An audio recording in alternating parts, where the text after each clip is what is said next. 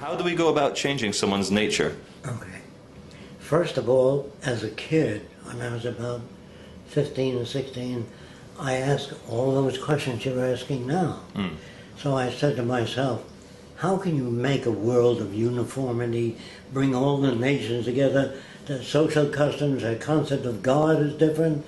They may have 10 wives, you believe in one. How do you bring them together? And I said the most difficult 3 words in my life. I don't know. I really didn't know. I said, how can I do that? So I said, don't try to design a global civilization until you understand what you're talking about. So I got confused. I was my own thinking is talking to yourself. Yes. If I say, I'll see you Saturday, take the kids in, and he said, I can't see you. See? So it's talking to yourself. There's nothing magical. So I talked to myself and I said, how do you know your system will work? It sounds good on paper. You sound like, it's my own language, a utopian. So I got a book from the library years ago, and it was called 125 Utopias and Why They Failed. Yeah. To me, that was very important to read. And I read that book, and I came up with something slightly different. I felt that I had in my day a thing called a Victrola. You wind it up and the record would play. And I was thinking within those terms, and my age, like 94, I've seen so many changes that I couldn't accept the notion of utopia. If I designed a very good city, that's the best I know up to now. But I know that that new city would be a straitjacket to the kids of the future. Yes. They'll design their own cities. So if you made a statue of me in front of that city, you hold back the future. If you have a laptop, which I'm sure you may have, okay, a laptop is not the best that can be. It's the best we know of up to now. Yeah. 10 years from now, the laptop will be smaller, lighter, faster, everything. You can't freeze anything, or you can't use the word utopia because it assumes you've done the ideal civilization, and to me that's ridiculous. Anything I design can be surpassed. Yeah, of course. Even in the history of my own work, I keep changing things. Okay, but I have no fixed notion. All the visions of the Venus Project I've seen, they look beautiful. They are stunningly well-designed worlds. But it seems like a lot of the people that I've spoken to, not yourself yet, I'm speaking to you now, they see a world without greed, without fear, without murder, without governments, without police forces, without investment bankers. How do you attain that if there's such a thing as jealousy?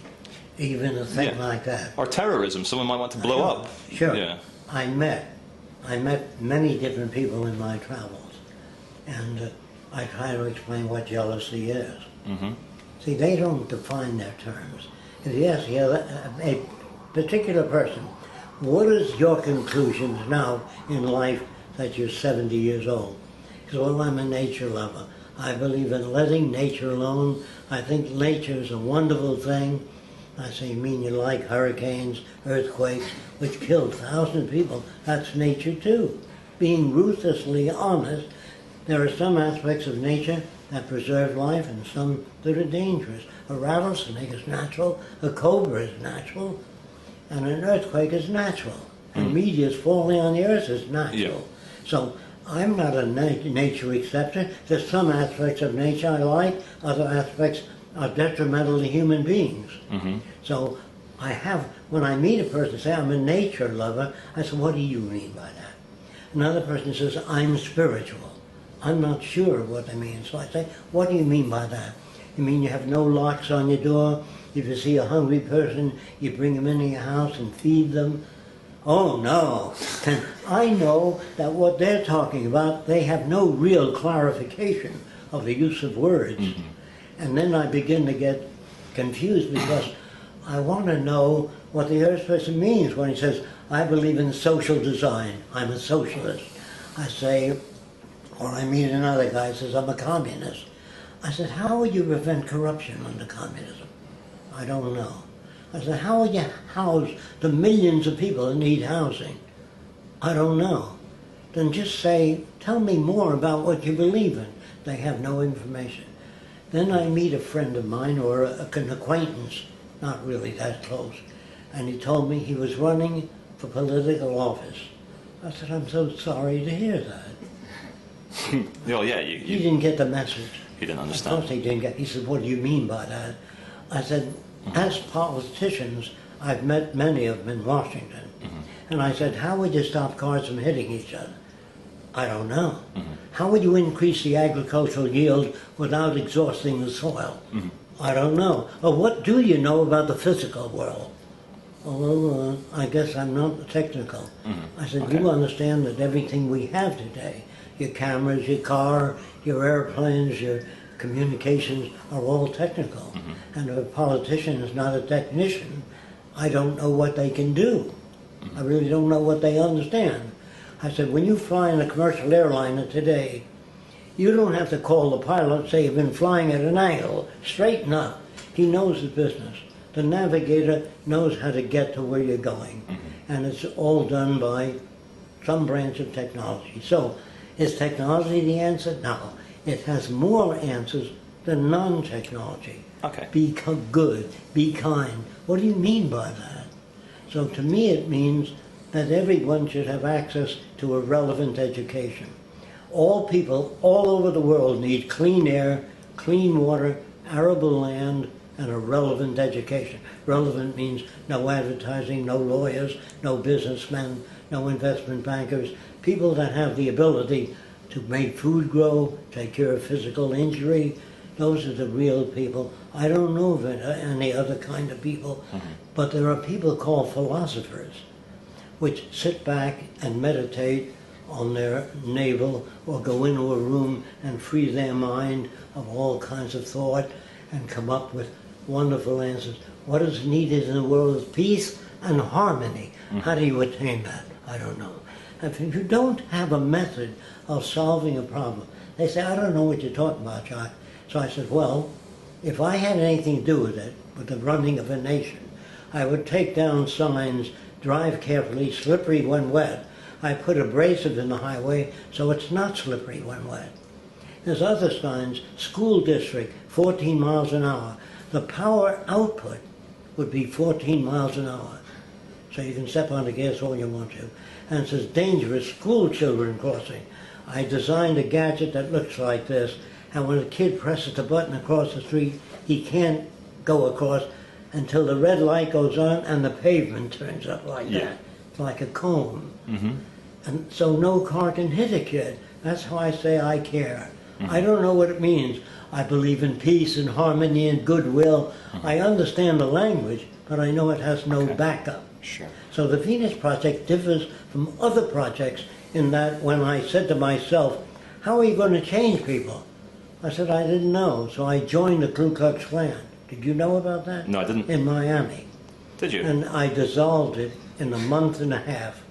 There were 32 members, including the head guy. After that, I joined the White Citizens Council. They hate foreigners. So I joined by identification, so they identified with them.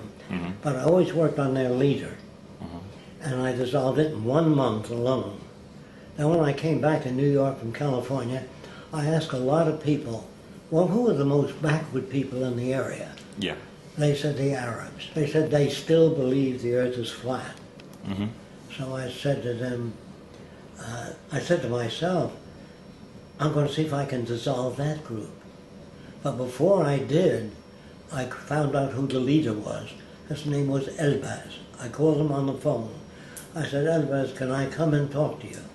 I know his dialect. He said, you are Arab? That's the way he spoke. I said, means yes in Arabic. I speak many little bits of language, German, French, a little bit. So what I did is I asked Elbaz if I can see him. He said, from where your father he born? I said, Lebanon. He says, come and saw me, means come and see me. So he said to me, when I get to see him, alone, he said, you believe the world is round? I said, yes. In his country, that means that's ridiculous.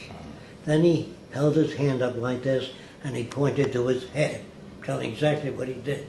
He said, if the world is round, man fall me down here. All the water, he fall me down from the world. So he said to me, you saw what I'm telling you? I said, yeah. So I gave him a balloon. I brought the balloon there, and I rubbed it with fur real fast. And I put some cornflakes in his hand and told him to hold his hand 10 inches away from the balloon. Do you know what happens to the cornflakes if you rub it with fur? I don't. Electrostatically, they move up and adhere to the balloon. It's called static electricity. Yeah. So his jaw hit the pavement after the cornflakes went all over the balloon. I didn't fall off. He said, "World, he magnet?" I said, "Yeah."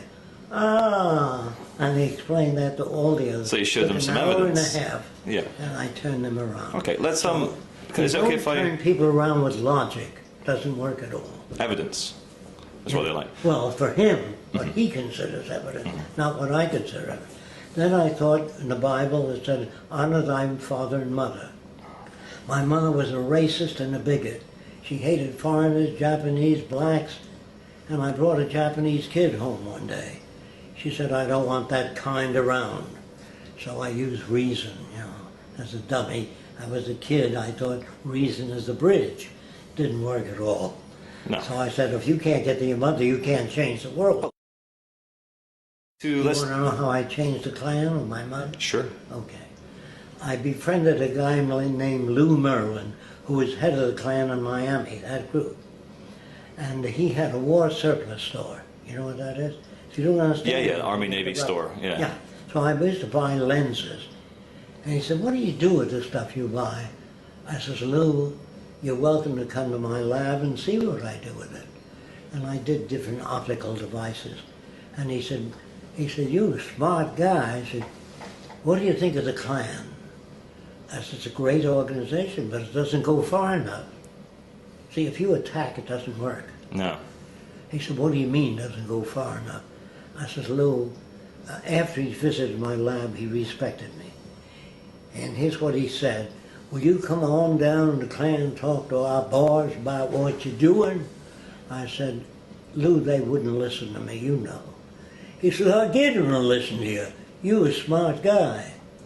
I said, "Lou, if you can do that, that'd be fine." So he said, "I want you to listen to his here, Jacque.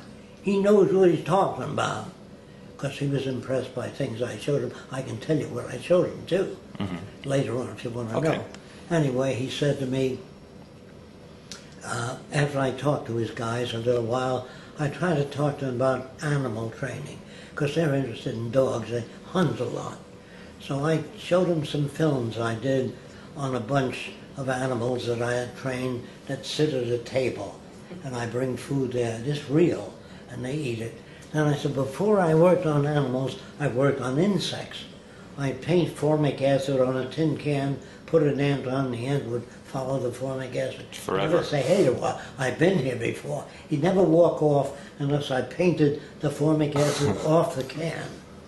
And then I know that most insects respond to sounds, chemicals, light. Then I worked on animals. My greatest difficulty was snakes. In conditioning snakes, I didn't even know how to start. This is when I was a kid.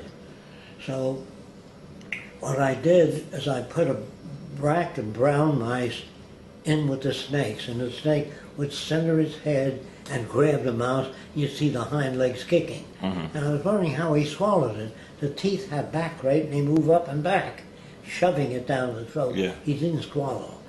Then I wanted him not to bother the white mouse. So I put a white mouse in there, and I put a glass partition between the white mouse and the snake. And he'd center his head on the white mouse and hit the glass. And after 10 or 15 times, when the white mouse was anywhere within the area of the snake, it would make an attempt.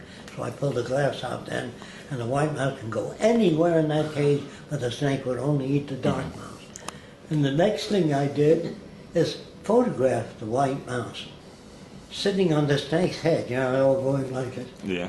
And the snake would be moving around, And they never wouldn't bothered bother. the white You'd condition the snake. yeah. Then I said, what about nature, like jealousy? Is that inborn? Is that an instinct? Or is it learned? So I talked to a psychologist about it. He says, no, it's a natural thing, jealousy. It's all over the world, in every animal. I said, give me an example. He said, well, if I reach for my cat the dog growls, particularly if I put it on my lap and stroke it. So I said, is that what you mean by jealousy? He says, that's what I mean by jealousy. That's an operational definition. So I said, if it's instinctive, I'm going to try to find out. So I would feed the dog a little bit of fresh liver and then reach for the cat. And keep feeding the dog fresh liver, and after 10 to 15 times, when I reach for the cat, the dog's tail would wag. So it's inborn that wouldn't happen. The dog would still growl. So I had to reject that. So I began to talk to scientists, mostly psychologists in the old days. And I said, why do you adjust people to the system? It's insane. That's what they do. They have to be stupid to do that. Because psychologists are brought up with a routine of behavior. And they are given statistics that are not always accurate. And so I began to do a lot of work myself. Now my grandfather changed me in certain ways. He said, Jacque, people came from all over the world to America. And they brought the printing press. The Arabs brought algebra. That's the name of an Arab, algebra. And the Arabs gave us mathematics and the zero. And different nations gave us a printing press and the language. We speak butched English in America. So my grandfather said, if you love the earth, pledge allegiance to the earth and everyone on it. If you pledge allegiance to any one nation, you're negating all the other people. And that made sense to me. Now my grandfather in other areas was not sane. He was unsane. He believed there were people who lived under the ground that looked like us, that were replicas with chicken feet, webbed foot. So there were certain areas of my grandfather's behavior that made sense. So in school, I refused to pledge allegiance to the flag. Apparently the teacher I had at that time didn't like that. She grabbed me by the ear, dragged me all the way down the hall to the principal's office. I was only about 14 then. And she said to the principal, he doesn't want to pledge allegiance to the flag. So the teacher looked at the principal, looked at the teacher and says, you're excused, you can go back now. And he put his arm on me. He says, why don't you want to pledge allegiance? Everybody does. I said, everybody once believed the earth was flat. It doesn't make it flat. So he said, what do you think of American history? I'm giving you the guts of what changed me.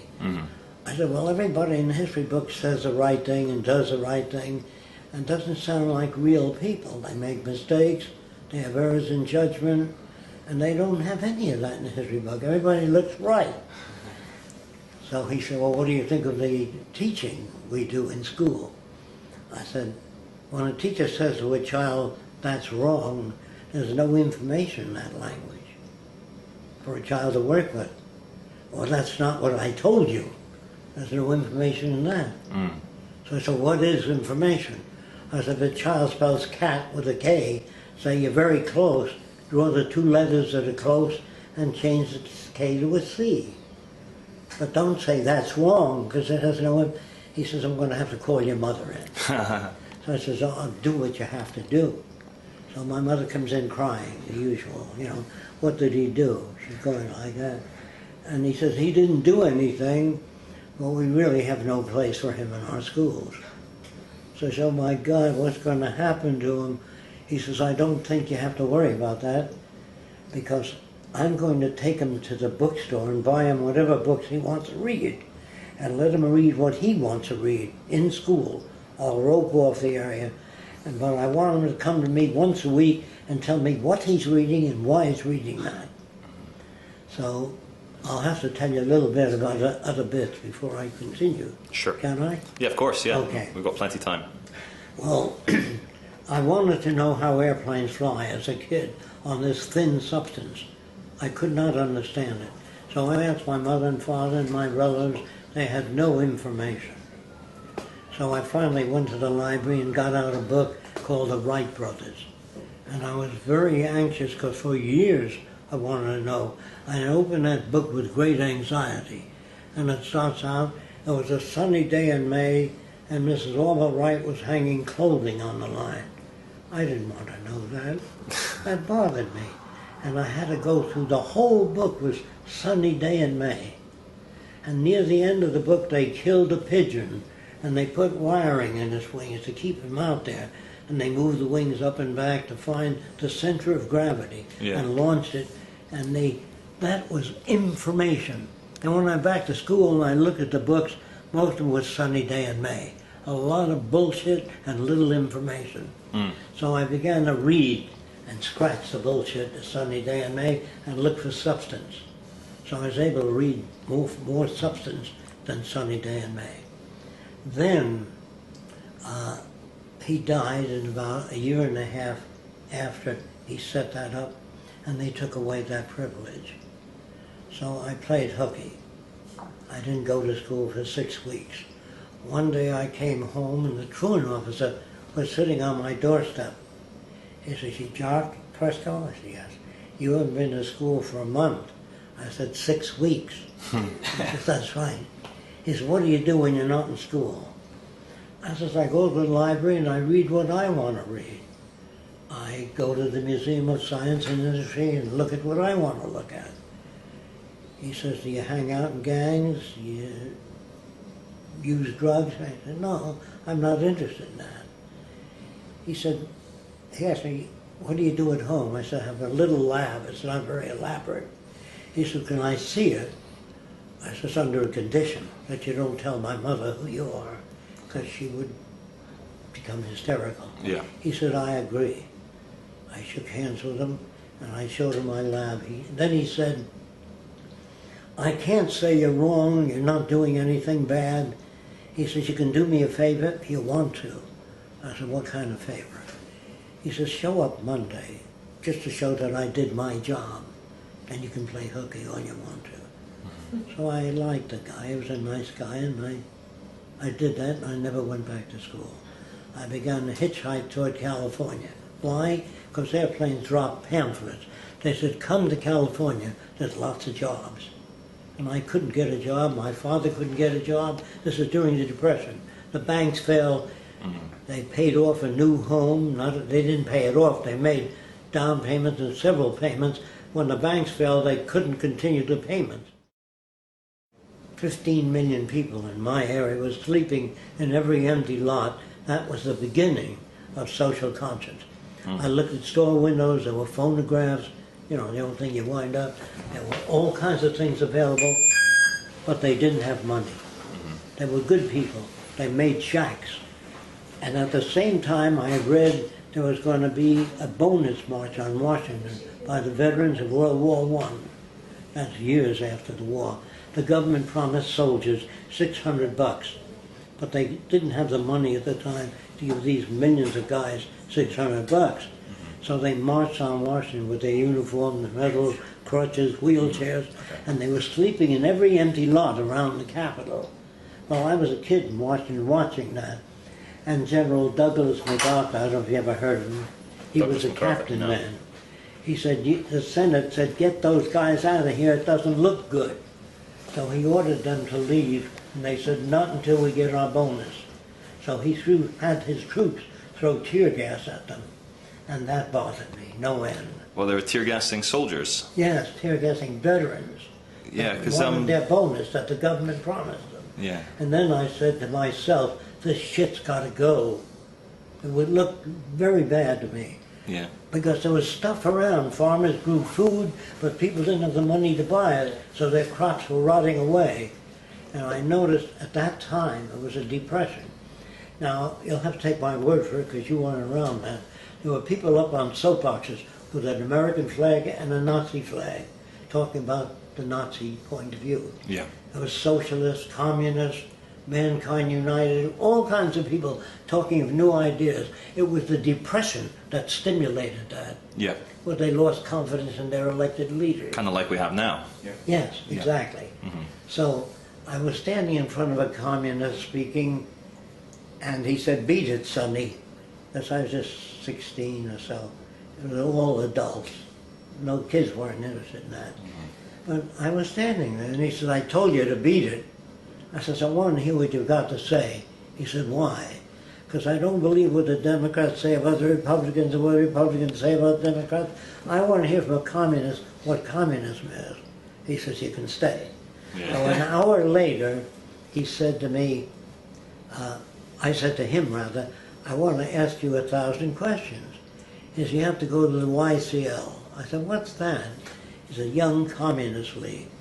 I said, where are they? He gave me an address, and I went there, and there were kids, boys and girls, 10 years to 17, and they were reading books like Dostoevsky's Crime and Punishment.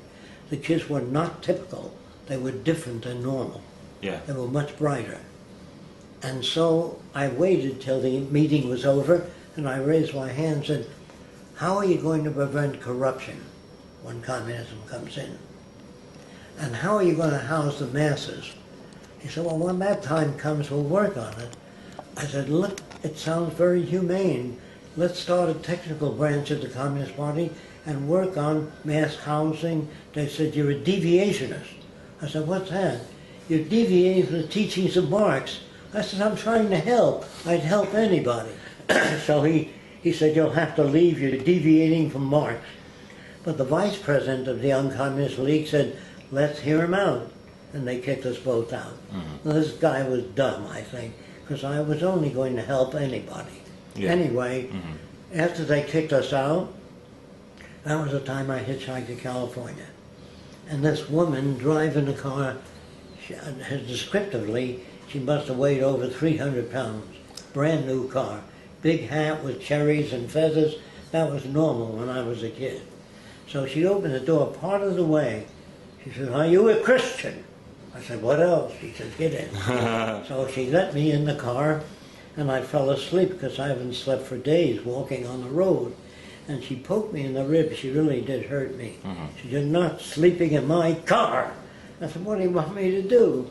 I want you to sing all the way to Texas. I said, what do you want me to sing? Jesus loves me, that I know, of course the Bible tells. I had to sing all the way to Texas, but I realized that as a religious person, she didn't understand what she was reading. Yeah. She didn't understand the Bible. Sure. When I got to California, I went to where the airplane said their jobs, and there were hundreds of people there. And the guy said, will you work for 8 cents an hour? Will you work for 7 cents an hour? And picked the low bidders. And that was very cruel to me. So I hitchhiked to one of the aircraft factories, and I was about, I think, nearly 18. And I said, I'd like a job. They said, are you a draftsman, an engineer? You understand aerodynamics? I said, no. I said, we can't hire you. You're even a high school graduate. I said, that's true. So I showed him my drawings, and he said, you're hired. I said, what do you want me to do? Just think up ideas. I said, what are your problems? He said, well, when a big plane lands, I'm giving you detail. The big tires sometimes cost $10,000 a piece on a Ford Tri-Motor or a Condor, and the tires wear out fast. So I put vanes on the side of the wheel. When the landing gear, when you were in the air, the wheel would turn. If a landing gear was retractable, when they straightened out, the wheels were turned by the vanes on the side. Everything I thought of belonged to that company. I worked there for some time. And the guy said, the first 3 weeks you were here, Jacque, you made more contributions to the aircraft industry than the history of aviation. That's a chief draftsman. And he said to me, how do you think up all these things? I said, that's a long story. So he invited me to his home for dinner, and I explained it. He says, I want you to meet the chief aerodynamicist. That's a guy that studies airflow over wings and around surfaces. So he told him that I did not believe in the Bernoulli principle. Do you know what that is? No. Air flowing over the top of the wing covers a greater distance and creates a partial vacuum. So it creates and lift. 2/3 of the lift comes from the top of the wing, not the bottom. So I built a model wing to test that out. In order to deflect air up this way, I had to take a down load in the wing. Do you understand? If air hits and gets deflected that way, if you hold a rocket at an angle, you'd think it would push the wing down. That's the resultant. So you get nothing for nothing. Yeah. I was telling Ford, the guy that hired me, that I didn't accept the Bernoulli principle. He told that to the chief aerodynamicist, and he came over to me and says, you don't accept the Bernoulli principle? I said, no, I don't accept certain aspects of it. He says, I don't even want to talk to you. And he walked away. Very famous guy, Dr. Klein. And that's the first time I encountered a scientist that was unscientific. Yeah. He should have said, what is it you have against it? If he was scientist, he'd try to help me if I were wrong. And so I began to say, gee, if a scientist behaves like that, then I mustn't honor scientists. I have to check them out, each one of them. I said, that's a tough job. So I got into a field called general semantics. The book is called Science and Sanity by Alfred Korzybski. He began to tell me that words people use are not information. They're just names they get in school.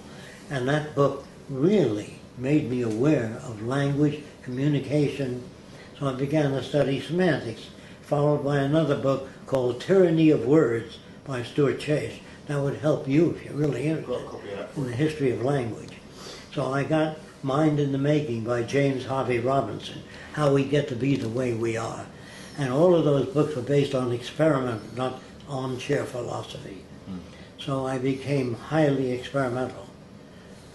Following that, I was working on a certain airplane called the DB-7, Douglas Bomber 7. And I didn't work on the bombing mechanisms. They always asked me to, so I don't know how to do that. Only safety devices for aircraft. And that plane had a tendency, I built a model of it, and put it in a spin tunnel, and it went into a spin right away. Instead of a diving spin, it was a flat spin. And the aerodynamics book said that most flat spins are fatal. Planes do not pull out. So I went to work on that problem and showed Ford, if you turn your wingtips this way, you can stop a flat spin. He said, great, I'm going to take out a patent on it. In the name of Douglas Division of Northrop Aircraft. Rather than in the name Not of Jacque you. Fresco, yeah. Yeah. Everything you think of, whether you're home or not, is taken by the company you work for. Yeah. So and I thought that was unjust. I thought that was unfair. I never got an increase in pay or anything. Eventually, it went into a flat spin. And Ford said to me, we're in now.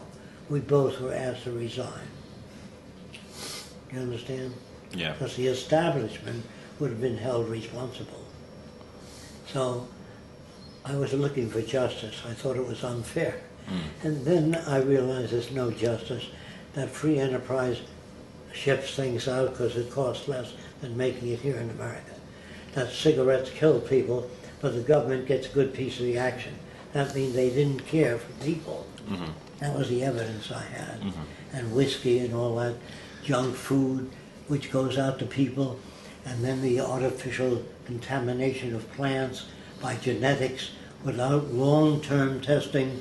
That was dangerous, to genetically alter a plant where you could grow things organically, but never a mono plant system. You have to have mixtures of different plants that reinforce one another. So I began to turn away from commercial agriculture, commercial science. You understand? I was interested in science, but they were owned by corporations. Scientists made nuclear weapons. A guy named Albert Einstein wrote a formula, and he helped. And Szilard and Oppenheimer worked on the atom bomb. And in the Bible there was something useful. It said, cast ye not pearl before swine. You know what that means? No. Don't give people things that they're not ready to use intelligently. So technology became a lever of the armed forces and government, where they worked on killing machines, because they were patriotic. In Germany, the German scientists, some of them left, but most of them stayed and made weapons. In Italy, the Catholic engineers made airplanes against America. In America, the American Catholics made planes. And the priests used to dip their stick in holy water and bless the airplanes in the wartime. Whereas in the Bible it says, thou shalt not kill. Yeah. Love thine enemy. Turn the other I always thought the irony of having priests and chaplains in the military was I'm just delicious telling you irony. My background, which I think you ought to know. Yeah, absolutely. I just didn't come up with these ideas. No. So the way I was raised, I was forced to encounter those things. Yeah. Thank you. That you've seen quite a few things in your 94 years. So I need to ask, you know, one of the bogeymen of the whole truth movement is David Rockefeller. You and him are the same age. What is the secret of your longevity? There's no secret. There's just a lot of work to do, and I don't think in terms of eating to live. I eat. Yeah. And I like certain foods, and I dislike other foods. But I was an organic vegetarian for years, until I read a book by Chunder Bose, which I never heard of. Good name, Chunder. Sir Jagadish Chunder Bose. He's from the Bose Institute in India. He went to the science convention in England, and he explained what he was doing, and they laughed him out. He was a plant physiologist. And years later, some British scientists went to his lab, and they found out what he was doing was because what he was doing is so radical. He took some living tissue and stretched it across 2 terminals. He put a candle on it underneath it to see if he could register pain. And he had no oscilloscope in those days, but he had everything projected on the wall by a mirror, which moved very slightly, but on the wall he got the patterns of an oscilloscope. I see. And he said that copper wire showed the same reaction as living substance. So he had difficulty when first said, what does it mean life and non-life? He said, well, the sun is inorganic, but without it, all the plants would die, and man eventually would die, and all the animals, and that's inorganic. So he failed to separate the organic from the inorganic. They're all part of a common chain, and his book was so different that it changed me, and I saw cancer on rabbits, vegetarians, trees, dinosaur bones. I began to look into things. Then I said, what about the things that are beyond science, the physical, the metaphysical, the telekinesis, you know what that is? Yes. Moving objects without touching them. Yeah, which George and Lucas touched so many upon. people that believed in that. I said, Jacque, why don't you check that out? And I read about a guy named, I forgot his name offhand, but anyway. Astoria. And he was from, I think it was from India, and he said he never used a telephone. He has the power of telepathy. And he said he never used a telephone in his life. He can always read a human mind. So I said, if he can do that, to hell with science. What am I busting my butt for? It takes a long time. So we brought him, I and about 10 other people brought him from India, America, and I said, sir, if you can read my mind just once, I will shout it from the highest towers and tell everybody about it. Yeah. He says, well, I do it all the time. So I said to him, if you're going to read my mind, do you want a full moon? What are your major options? Yeah. He said, no, any time. So I said, do you want me to face the east or west? I wanted to give him the best conditions. Yeah. So he said, no, just think of something. I said, what if it's technical? He said, well, I won't use the terminology you use, but I will describe the event. I said, that's fair enough. But before that, I noticed him working with people. He was talking to a woman about 78 years old, and it says there was a death in your family, either 3 months or the past 3 years. There's always a death in the family when you're 74 years old. You know what I mean? Yes. So he seemed to me he was working with probability. You know what I mean? This Astoria guy who was working that with doesn't probability. mean that he can't do that. No, but they can't prove it. Yeah. Now, so let me tell you what I did. I pictured a little white mouse, due to my background, eating an elephant, not getting any larger, and walking out of the building. If there's telepathy, if he gave me that He answer, figured that out. Yeah. I'm convinced. Yeah. But he didn't give me an answer. So I felt maybe that didn't work that time. Maybe he can really do that.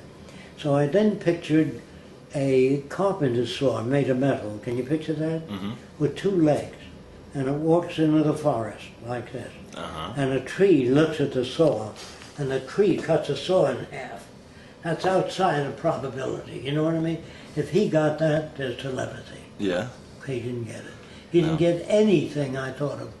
But he did, when a young girl came on, there's only 6 questions or so. Why don't I have as many dates as my sister? You know, and he'd give a typical story, but he never did any real mind reading. No. He did work with probability. And when the girl leaned forward, he was on the right track. She leaned back, he changed the subject. Then I met another couple that said they do telepathy every day, and had them come over to my home. And I said, would you mind demonstrating it? The guy said, no. He said, I want you to go from your own books, bring out 6 or 7 or 10 movie actors or 10 presidents. And he says, don't even whisper the name, just point. And I point to James Fillmore. Mm-hmm. This was the first time I ever met the guy. I said, now you call this guy in England Mr. Throckmorton. You know this story? I called Mr. Throckmorton in England. He said, I see a president with 2 puffs of hair on the side, and his name is James Fillmore. And I pointed to a movie actor, I think it was Gary Grant, if you know who he is. Anyway, I pointed, now call this guy in New Jersey, Smithson. I called him. He says, I see a tall, skinny actor, an Englishman named Gary Grant, right away. That was the best I've seen up to then. Here's how it works. Before I went out to investigate that, I read everything I can on show business, mental telepathy. Hundreds of books at the library, and you can get them at Magician Society. So you're not qualified as an investigator unless you know something about the field first. Here's what I found out. He has a friend in England named Throckmorton. If you ask Mr. Smith, he's got a list. Smith means Gary Grant. Johnson means this actor. So the way he tells his president depends on the name you ask for. Do you understand that? Mm-hmm. Or not? By the way, I want to tell you, there was a friend of mine who was an engineer, and he said there's a Reverend May Taylor in California that has a church called the Church of the Living Dead. That's a name, I didn't name it. So she goes through the whole audience, says you had a son killed, Waterville, that's February the 8th, right down to everybody in the audience. And so I went to that church because if that's true, then my system is limited. Mm-hmm. So I didn't sign the guest book. When you enter, you can sign the guest book. Now that's what they do with a lot of telepathists, soothsayers. When you sign the guest book, they say, have a seat, and they go back, see if they got anything on you. You go to the Hall of Records in a small town. You had a brother killed in order to be elected February the 4th, and they build a record from the Hall of Records. So when you come in and say, when you sign the guest book, the minute you sign, they go back to see if they have information on you. Mm-hmm. So I just want to tell you why. So I didn't sign the guest book, and she went over everybody in the church and skipped over me. But that doesn't mean that you can't do that. So I asked 10 friends of mine to go to that church and sit separately, but don't sign the guest book. I want to check her out if she's real. And she skipped over those 10 people. So what conclusions can I draw? You understand? Mm-hmm. Reverend May Taylor made millions. Okay? Mm-hmm. And I didn't like what I saw. Now the guy that sent me there was sincere, but he didn't know how it was done. Then 2 priests came to my seminar, and they said to me, Jacque, the trouble with you is you want to work in the material world. There are things beyond the material world. So there was a woman in Palm Springs, California, that had the power, they said, of telekinesis, moving things without touching them. I was call her and ask if I can come there. And the priest said yes, and they did call, and she said yes. I said, ask her if I can check it out while it's happening, because I really want to know if it's true. I don't come as a skeptic trying to disprove it. I wanted to know. Yeah. So she says, of course. I went to the Hall of Records before I went to her house. Her father was a magician. Mm-hmm. Her husband, rather. He died 10 years ago. Now, normal people will visit you for a while. But if your wife dies or you're alone, then they diminish the visits. Mm-hmm. That was statistical. Yeah. So I went to meet her. She was very pleasant, very polite. And she put this big vase on the table, and it started to move with the lights on and everything. No strings, anything. So I took a fountain pen I had, and I held it near the table, and I got a 60-cycle hum. I peeled the veneer off, and she had a bell buzzer upside down with 4 rubber shark mounts on it. The table was highly polished, slightly tilted. So I said, Father Dunn, Father Dempsey, come here and look. And she said to me, you son of a bitch, you get the hell out of here. I said, I'm not your enemy, but if you tell these kids that are here today that you have special powers, they don't work on problems. See, if you pray and hope that it rains, you have to dig an irrigation ditch if you have a drought to help the plants grow. So I said to her that I'm not your enemy. I understand why you're doing this. Very few people come to see you. You're lonely. And when you do this, you win approval and recognition. So she put her arms around me. We were friends again. Yeah. But I did not try to destroy her. And so I began to study as much metaphysics as I can. Levitation, auras. So far, I've never found anything. Sure. Except in a book, a religious book, this guy had a halo, and many witnesses to that. So I got another book called Anomalies and Curiosities in Medicine. There are many skin diseases that are luminescent. Did you ever see luminescent waves? Yeah, bioluminescence, yeah, in the water. Okay. Yeah. So these skin diseases produce the luminescence, and they thought they were holy men. They were just not qualified observers. You know. Correct. Yeah. So a lot of that began to fall away in my background. So everything in my background became related to, do you have an operational definition for the words you use? So if I use words, I must have a visual picture of what those words are based on. And that did away with a lot of bullshit. Just getting closer. I got that from semantics. Then I met semanticists and asked them how they would change society. They didn't know. They had all the words worked out, but they had no operational definitions. That is, to make society better. Yeah. Then I got to meet Italian kids in America. The Italian kids spoke like this: hey, where you going, eh? Make me get a ride on your bike. Means, may I use your bike? And then I met Irish kids, and they say, there's a fine Irish lad, a good fellow, from Dublin, you know. And I noticed how their dialect reflected where they're coming from. And the Southerners, oh, get me a nigger and kick his ass, reflection, facial movements, everything. Then I noticed in France, they use their hands, vive la France, vive la Tour Eiffel, the Eiffel Tower, you know. And how they lips move, facial expression, exactly reflecting the culture they came from. But if they lived in Germany 10 years and came to America, they spoke with a German-American accent. Gott in Himmel means God in heaven. Yeah. And I noticed their facial expressions, language, and if they came from a certain area of Spain where the high people in the court, one of them lisped when I spoke.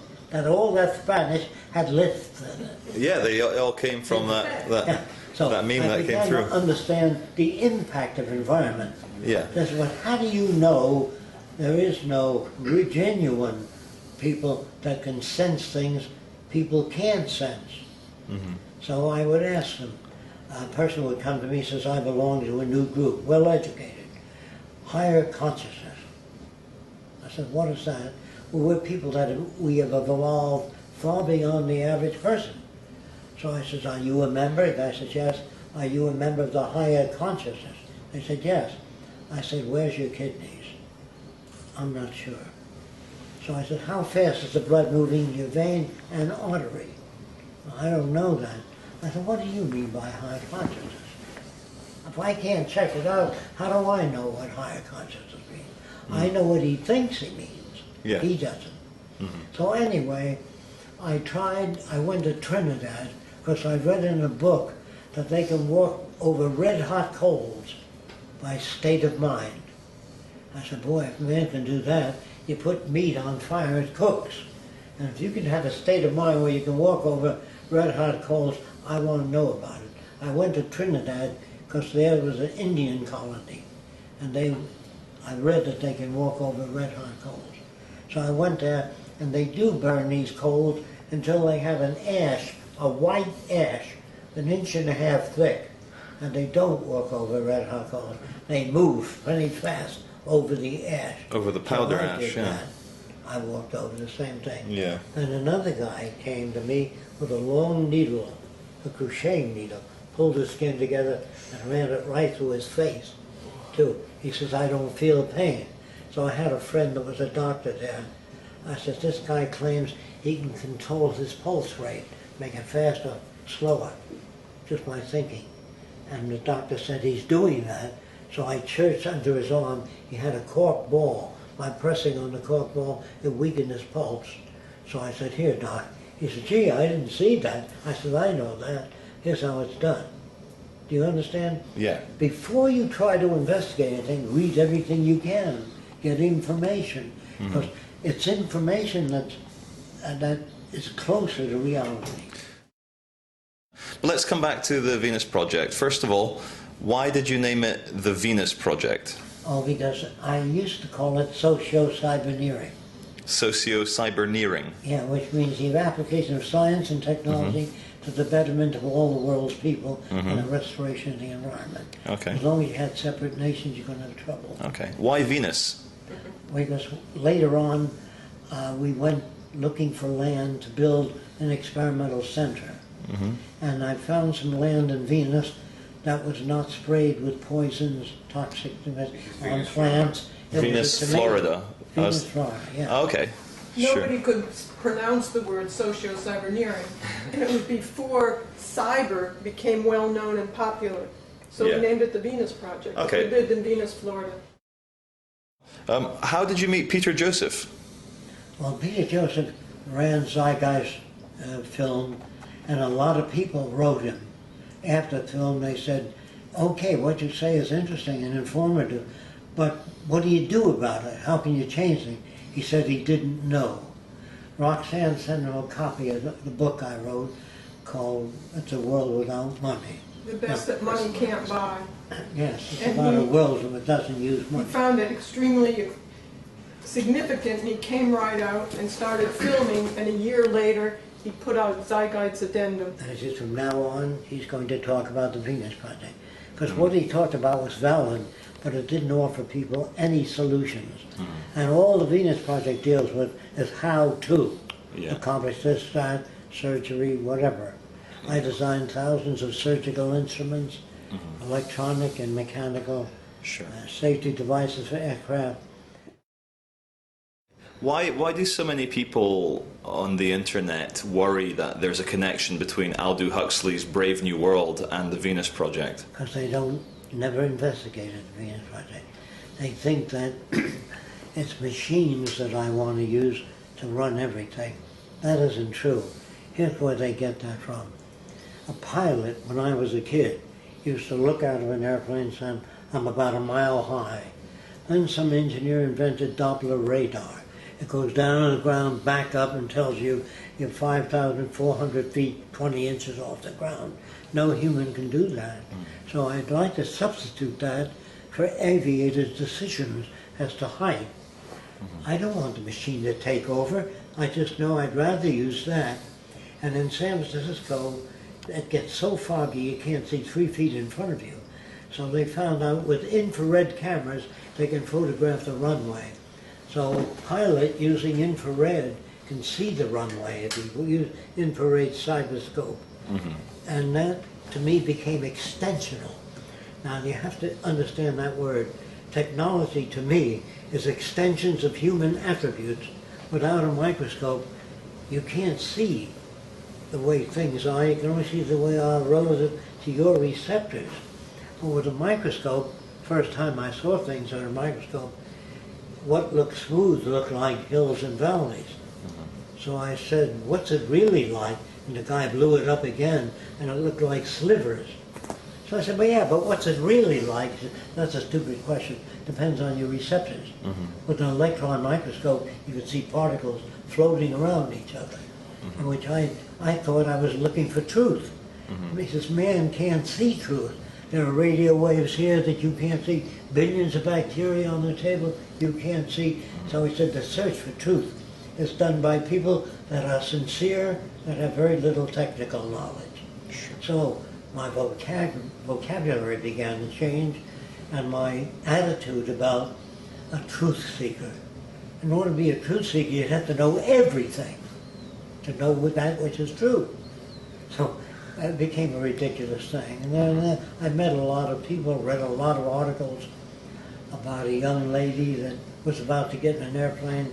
She was about 16. She said something came over, she doesn't know what, but she didn't get in that plane, and it took off nose down, and 150 people died, and she said, Jesus saved me. So she was going to speak at the Hollywood Presbyterian Church. This was 40 years ago. So I went there, and she was telling the congregation how Jesus saved her. All the feelings that came over her. And they all said, Amen, God bless you. So I walked right up to the pulpit. I was not a member of that church. I said, he didn't want you, he wanted 150 people. And that was just to show them, you know, the little girl, that she was self-centered. So that I waited outside the church to see if it affected anybody. And they shook my hand, they said, I'm so sorry, I used to think that way too. Which is good. I didn't want anybody.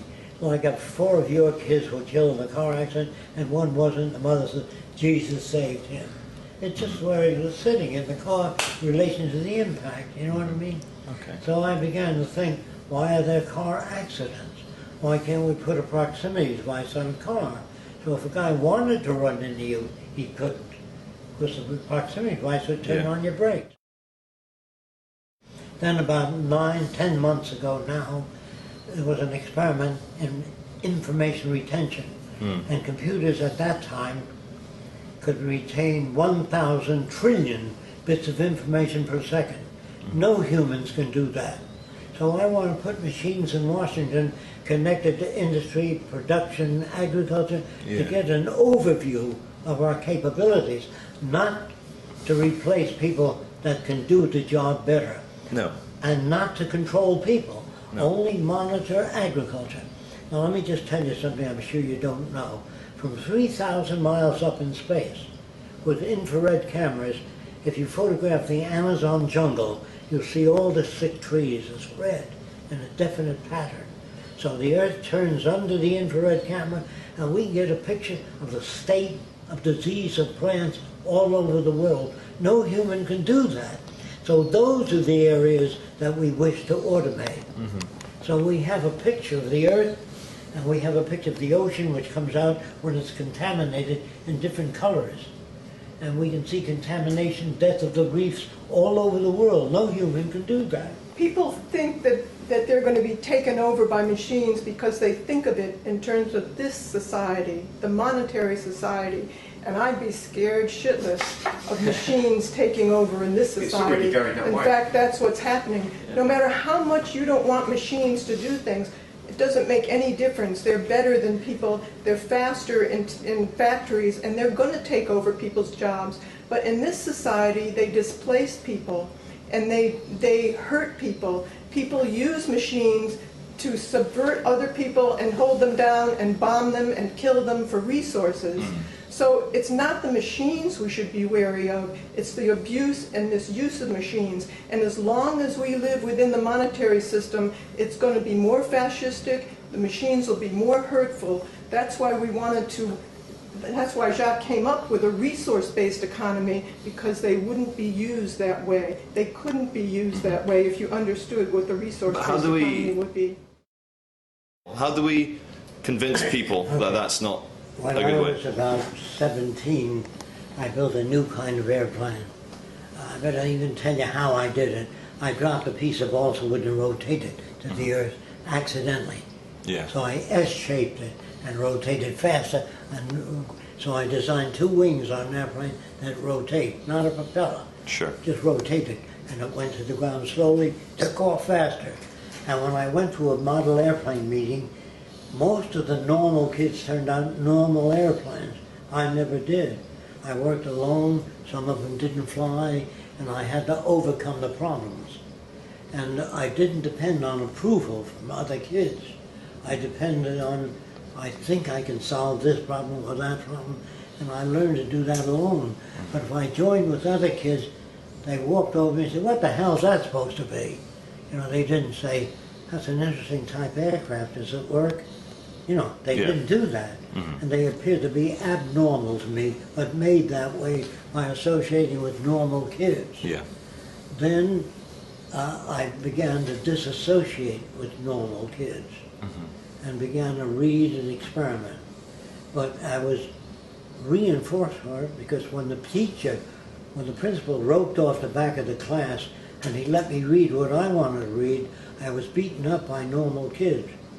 In the aircraft factory, when this guy Ford roped off an area and says, just think up new things, I was beaten up by the engineers. Can you understand that? Yeah, because they don't want you. They Whatever don't want it to is. deviate So from. I began to lose respect for education. I began to look into universities, and they were better equipped than ever with technical equipment. But the wars were getting worse. They could bomb whole cities with nuclear and wipe out thousands of people in a few seconds. Yeah, And so I said, there's something wrong with our culture, obviously. very much so. And so I went to work on the redesign of a culture. That's what made me started. And then the problems, how do you change people? For years have been brought up, generations. So I went back to China and started to study Chinese. And I asked Chinese people with correspondence, was there ever a Chinese baby born that spoke Chinese through the millions, thousands of years of speaking Chinese? They said no, always had to go to school. Then I began to question, can people pass on experience to their young? And I tried that in all languages. No American nor Englishman ever spoke English without going to school. And we took a Filipino baby and brought up in Italy, he speaks just like an Italian. So Yeah. you can't pass on acquired characteristics. You could pass on double eyes or triple ears or multiple breasts, but you can't pass on what you've learned. If you're a mathematical genius, you can't pass that on your kids. But if you have a way of reaching those kids, you can give them the ability to do that.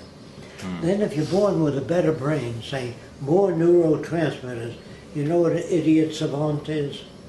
It's a guy that can tell you, if you say, what happened in 1918, February the 2nd? That's the day the first battleship was honored, see? And they said, gee, what a family. But the guy in other areas is an idiot. There were more neurotransmitters in a regional area of the brain.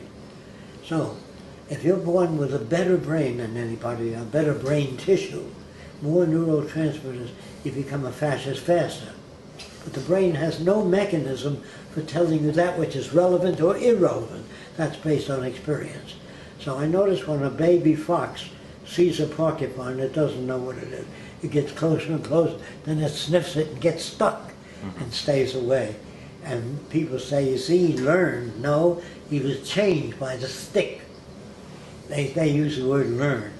Or if an old man's walking around and says, man will never fly, then the plane flies over, he says, I've changed my mind. He didn't change his mind, he was changed by events. Say there are some very rich families or dynasties which do run things in international finance or politics. You've got the Kennedys, the Rockefellers, the Rothschilds, just to take the bigger examples.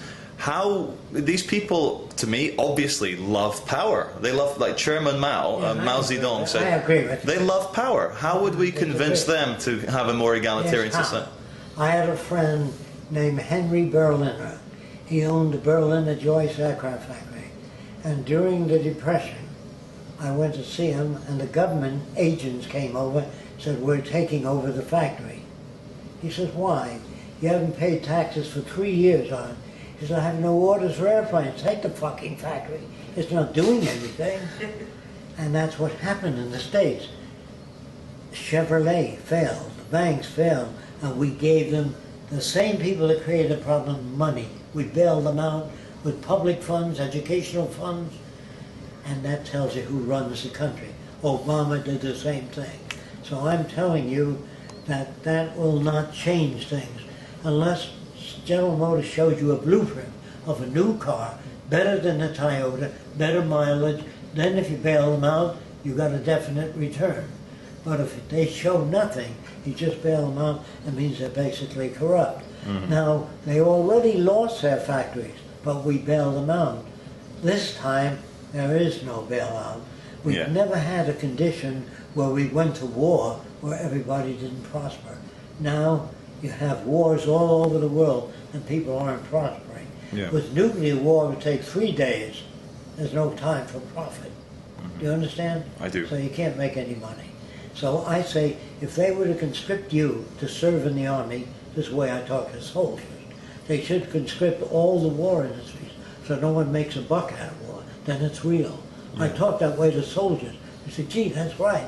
But if you say, you're just killing people, they think, what are you, some kind of a foreign agent? Yeah. Show them what's missing. And if you can't do it linguistically, do it with films. Yeah. Now, films can get to millions of people. I can. I travel around the world. I may talk to maybe 500 people in an audience and convince them. I think I know how to do that. But there's millions of people, and if you movies, you get to millions of people in 1 month. Mm-hmm. So that's why I recommend movies. Yeah. I will show movies of how I got to be the way I am. I would show movies with things that I really didn't talk to you about, that man cannot think or reason. All that's bullshit. Mm-hmm. Yeah. And I show how the mind works, how we get to be creative, what creativity is. Mm-hmm. People write about it. The man is very creative. They're born genius. They have fantastic inheritance, or they're gifted. If a person's gifted, why give him a medal? Yeah. If you're born a mathematician. Mm-hmm. You know what I mean? Why honor them? Why have a beauty contest? The girl didn't make her face. It was made of mud and she shaped everything. You can give her a medal, but if she's born that way, why honor them? Mm-hmm. So anyway, I began to dissect the culture all over the world, and they're all full of shit, all cultures. Yeah. So it's easy to say Fresco is full of shit in all the world. Yeah. Why do people on the internet associate Venus Project with the elite depopulation agenda? Well, first of all, one world, according to General Motors, is their one world. According to the Federal Reserve and banking system, their idea of one world is with them in control. Yeah. See, that's the world that a lot of normal people don't know enough about the Venus Project, so they always liken what I say to communism or socialism or fascism. They'd call me everything. Mm-hmm. Now, communism uses money. Communism has banks, it has armies, navies, prisons, police, and government. We don't have any of those things. It seems to me, Jacque, to tell you fast what the difference is. How do we make 7 billion people in the world see the same thing? Well, we went to war with Nazi Germany. Mm-hmm. We sent Lindbergh to Germany first because he was honored as first man to fly the ocean. I don't know if you know much about him, but anyway, he came back and he had this to say to the Pentagon. They are turning out 3,000 planes a month in Nazi Germany.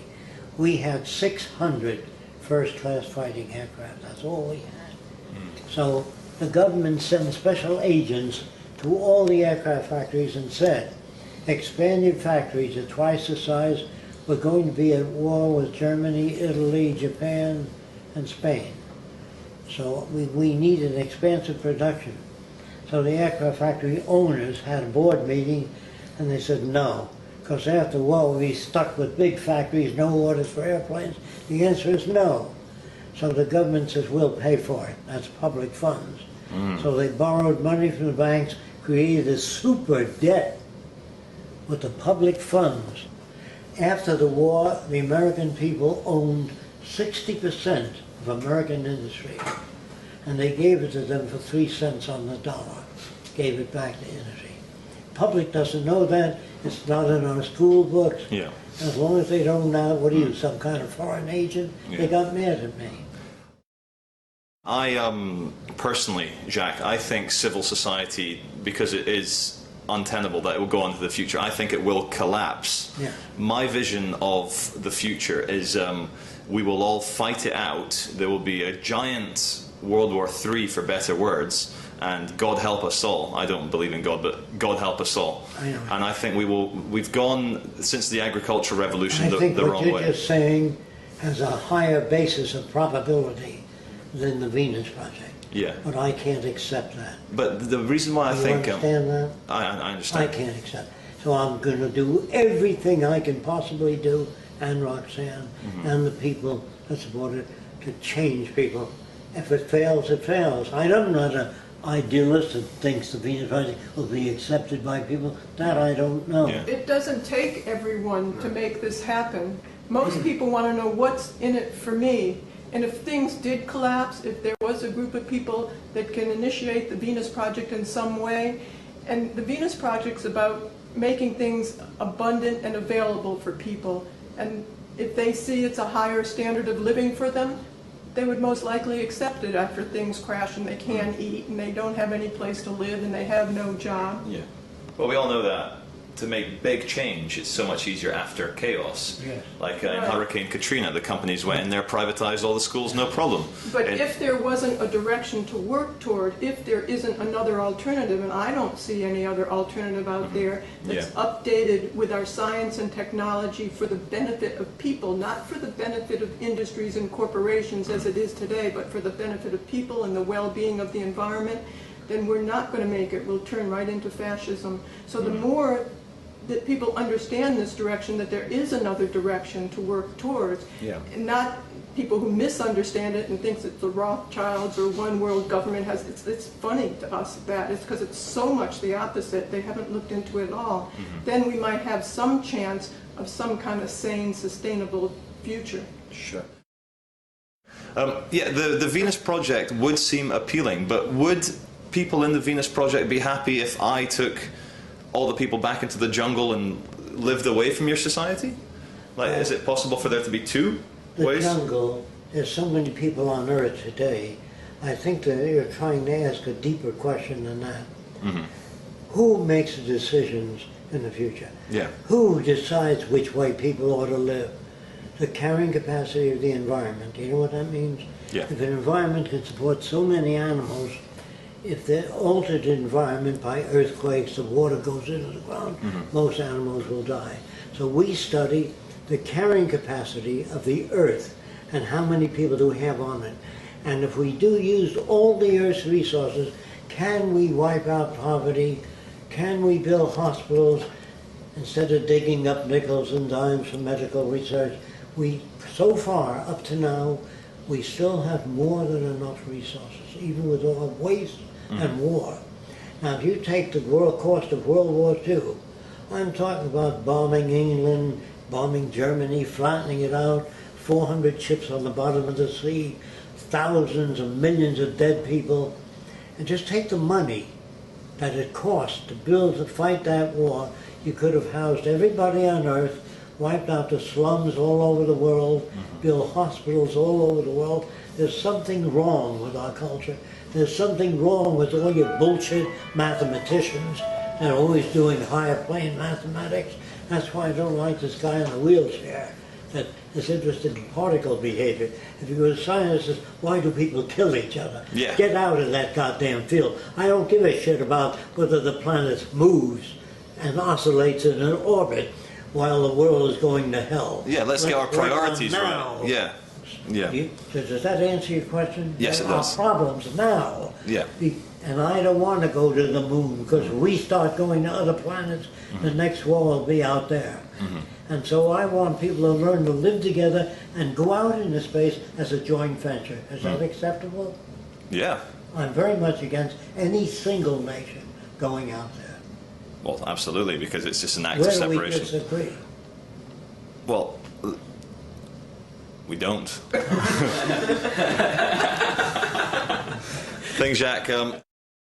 If the 3.5 billion Indian and Chinese want an American lifestyle, this planet will last maybe another 20 years. So we all know that the system maybe even needs to collapse. I think you know more than they do. If you can impart that information, some people know this much, some know that much, so they don't all really know, and they think that somehow our government looks after us. They have false beliefs, or God won't let it happen. Yeah. Jesus will come down first. You know what I mean? Yeah. So they have misinformation, and that divides us. So it's my job, when I talk to priests and ministers, I turn them around. I've changed many different ministers to agnostics, not atheists. but I've changed them so that they no longer believe that Jesus is going to come down in the clouds. Yeah. And I tell them that those are little stories, and if you ever watch me talk to a group of people, I approach them differently. Knowing a little bit about their background, I change the tone. I don't talk to people to win approval. I talk to them by delivering what I know to be relatively so. And that I know that I myself, in 2 years, will be changed. If I live that long, I'll change things. I think you will live to 2012. I have no fixed notion of what the world ought to be. Yeah. It's a constantly, see, these are called, the word for this type of society is called established. The society I talk about is called emergent. It's never established. It's always undergoing change. To where, I don't know, because the next 40 years, there'll be so many new inventions, I can't extrapolate. I can only to a limited extent. The Venus Project isn't perfect. It's just a hell of a lot better, and it's a start, working, bringing the world together. I'd rather attempt that than go down in flames with society. Why do so many people use the word cult when talking about the Venus Project or Because the they've never Zeitgeist? read the book. If they read the book, Yeah. and they say, your society has insufficiencies, I say, like what? Well, your beams aren't thick enough to hold up the building. Give me information. And they say, well, you want to stop cars from hitting it. How would you? I know how to do that. I know how to put up houses automatically. I designed one of the earliest prefabricated houses. It was exhibited at Warner Brothers Studios. They charged, I think it was $3 a piece for people just to look at it. And that money went to the Heart Fund. You can look it up. Everything new was ridiculed and laughed at in the beginning. When the Wright brothers were developing the plane, the scientists of the time... Established, yeah. Right, well, all of them were saying that man can't fly, but the Wright brothers never read those books, so they went right ahead and built a flying machine. Yeah. So we don't listen to what people say when they call it names and it can't happen, because if you listen to that, there'd be nothing new. Do you think, Jacque, the power of love could ever overcome the love of power? Well, that's a quote I've heard many times. First of all, the word love doesn't mean the same thing as different people. So I always ask them, what do you mean by love? I'm going to tell you what that love will crash and a new word will come in. It's called extensionality. If you meet a person with 6 arms, you might say, what the hell's that? He says, I can pet a dog, eat soup, strike my back, and shake hands with my brother-in-law. But people don't do that. They go, I know something I'd like to do with my spare hand, whilst all that. But... Okay, so the point is, when people use the word love, they use it in the context of the civilization and experience that they had. Yeah.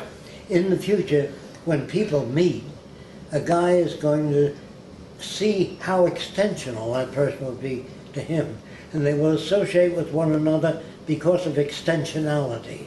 Meaning, if you met people that taught you how to grow food faster, healthier, how to live healthier, if you realized what they were doing, you would tend to associate with people that were extensional.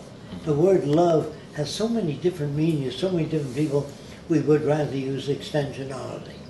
So when I told the aircraft industry you can break a flat spin by turning your wingtips into the wind, when I told them you can get airplane tires to turn, they loved it, but the tire companies didn't like it. Of course Did you not. understand that? Yeah, because it affected their sales. You need less tires. So you gotta, that's why you have to concern yourself with many different aspects of the social system. Yes. I think my personal role is to bring about chaos out of the order. Do you have anything to say about that? If for someone like me, I want You don't have to worry about it. It's going to happen. Yeah, exactly. Yeah, I agree. It's happening now all over the world. Okay, let's get more close and personal now, Jacque. We've got 15 minutes left on the battery. Do you have any religious or spiritual or esoteric or occult beliefs? If I know what you mean by those words, I'll use the term extensionality. Okay, if yeah. You're extension. Oh, like transhumanism, is that, am I understanding it correctly? Yes, I'm interested in that. Okay. I believe that humans 500 years from now will be very different than we are. So different that we won't make the history books of the future. We're so low grade and primitive. Yeah.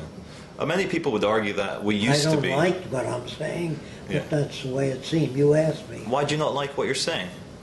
Well, because I wish they would have been reasonable enough to make the transition without all the suffering. Yeah. They're not. So I hope this film puts many people, makes them calmer about you guys, because I agree, the world is fucked. Yeah. Yeah, it's fucked. And the Venus Project offers something which we could do after it collapses, because I think, are we both in agreement, Jacque? It needs to Well, collapse. people get mad and they say, why do you wait for the collapse? Why don't you do it now? It's impossible to I do it can't. now. Yeah. But Yeah. we're working takes- on it. We're not just sitting around waiting for the collapse. What's No. important now is to educate people. Let's do a positive Before the alternative, a workable Yeah. alternative. And it takes a lot of education because it is quite different in every Okay. area. Sure. I asked you about any religious, spiritual beliefs. You said extensionality? And you know what I mean by that? Yeah, yeah. The microscope is an extensional device. When I first met Einstein, I said, do you believe in truth? He said, what do you mean by truth? I said, well, this is smooth, I said. And he put it under a microscope. So this is Einstein, you and meant? it looked like that, yes. And I said, gee, is that what it really looks like? He said, no, he blew it up more. It looked like slivers. So he said, if you lock your frame, naked eye vision, this is smooth. Yeah. But to an insect, this is rough. To a germ, it's mountainous. So I said, what's it really like? He says, that's a stupid question. We can't see what things are really like, only what they are to our receptors. Yeah. I said, I didn't understand you. He said, well, the dog can hear 30,000 cycles in sound. The best humans can do is 22 cycles, 1,000 cycles per second. Yeah. He said, sharks can detect 1 ounce of blood at 5 miles in the sea away. No human can do that. He says, so when you say humans are the highest evolved forms, you are projecting, Jacque. He said, there are many different animals. A chicken hawk can see a dime from the top of the Empire State. A human being is a 3-foot ball. So when you say we're the highest forms, talk about what area. So when you talk about love, say, do you love your mother? In what area? I didn't like my mother's racial views, her prejudice, her bigotries, but she was nice to me. Yeah. She was concerned. So when you say I'm in love with that person, that's never true. You like certain aspects about them. And once you learn that it's a fluctuating thing, you don't become confused. You understand. Yeah. So Because what I asked. I'm talking about is extensionality in the reference that I use it. Okay? What is consciousness to you, Jacque? Well, people believe it's a degree of awareness. That animals don't say, I'm alive, I'm living on Earth. How interesting. And if you show a cannibal a wristwatch, open the back, he'll say, look at those fantastic gears. He doesn't even have the association. Doesn't care. So when he looks at a watch, he grins. Yeah. That's all he does. He says, nice. And he'll wear it around his neck. Yeah. Never use it as a timepiece.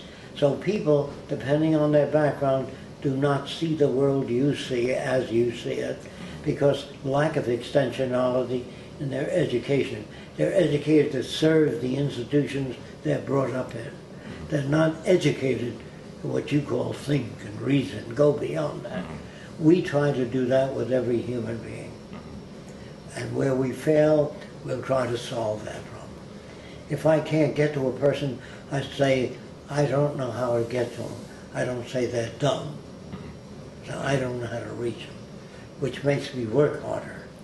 Okay? Do you think ultimately everything will be okay for the human species? I don't know. No. How do I know that? No. We may kill each other. Well, we've been doing And it we for may hundreds even of build thousands. this beautiful world and the media smash it. I don't know. Who the hell knows? Could happen. I saved a kid from drowning once. And somebody said, it's a wonderful thing you did. And I said, that I don't know. Unless I see a picture of that kid's life thereafter. If it became Adolf Hitler, I'd say I did a lousy thing. I don't know. How would I know? Jacque, do you think there is one infinite consciousness and we're experiencing it subjectively? not at all. No? What would be, like, when we look at the Look at kind the of... history of mankind. You can see that it never existed. Well, okay. So if we look at the overall massive cosmological bigger picture, if you could sum up in maybe 3 minutes what's going I would believe that if a hurricane came and went over a church or around it, or if there's just children in a building and the hurricane went around that building, I say there is a cosmic consciousness. But hurricanes don't seem to respect anybody. And a tidal wave drowns thousands of people. Yeah. And an earthquake has buildings collapse on Jews, Swedes, Catholics. It doesn't No, but seem that to give a explains shit. the... Okay, what makes a serial killer? Okay. The guy's name was Albert Fish. They believe he ate 40 children. And the public wanted to tear him to pieces or burn him alive. They were very bitter at him. A psychiatrist named not Albert Fish, but Wortham. His name was Wortham. He said, don't kill him. I want to try to find out what made him that way so we can avoid those conditions in the future. I like that guy. And he is what he found. When Albert Fish was 8 years old, he was touching his private parts. His mother was an old-time Baptist, good person, came in and said, you are going to burn in hell touching that part of your body. That is satanic. And you will burn eternally. She scared the shit out of the kid. And the mother said at 2 in the morning he was screaming. And she went into the bedroom, he stuck needles in his genitals because he didn't want to go to hell. Can you understand that? I do understand. Then he used to take minority kids into the woods and try to cut their genitals off to save them from hell. I understand. What do you think a soldier is? He's a guy that saw movies of Japanese raping women. That's called propaganda. Yes. Because Japanese have as many rapists as we have. They're not all that different. But with propaganda, you can make people hate Germans, call them krauts, sauerkraut from that. And Or nowadays Japanese Muslims, slanty yeah. eye bastards. Whatever it is that we hate, we manipulate. We make movies to get kids to enlist in the army. Yeah. Showing medals, heroes. And I want you to know this. I worked for a guy named Ernst Udet. He was the head of the German Air Force in World War I. I worked for him. Really? I said, how did you shoot down 70 airplanes? He says, it was very easy. That's the way he spoke. He said, I would fly above the squadrons and look at the rookies. You know what that means? The amateur pilots weren't good at getting, and I'd pick them off. Was that Predatory, clear? yeah. Yeah, that's how he did it. Yeah. When you were asking, how could you possibly do that? Yeah. And he answered, well, yeah, this is how, yeah. He told me. Excellent. Same for Eddie Rickenbacker, American hero. Shot down about 65 planes. There's no other way you can do that. If you had equal abilities up there, you might last through 6 or 7, but not 71 airplanes. Yeah. Do you understand what I'm saying? I do understand. Okay. So to me, all the people that are heroes, they're all part of this sham. Yeah. Okay? I'm not mad at them or angry at them. I understand them.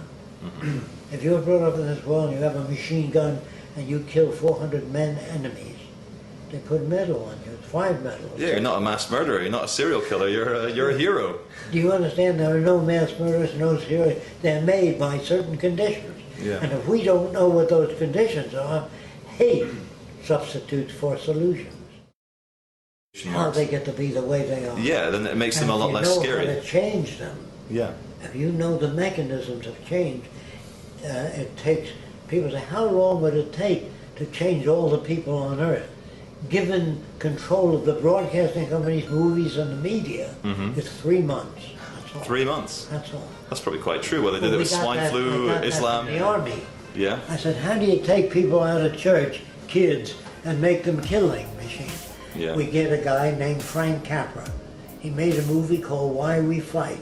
Make the Japanese look bad, make the Germans look terrible, make Spain look awful. Works every time. And it works every time. All How right. long did it take? 3 months. So give me movie control of television, radio, and it doesn't take that long because the people get it, they change other people. Absolutely.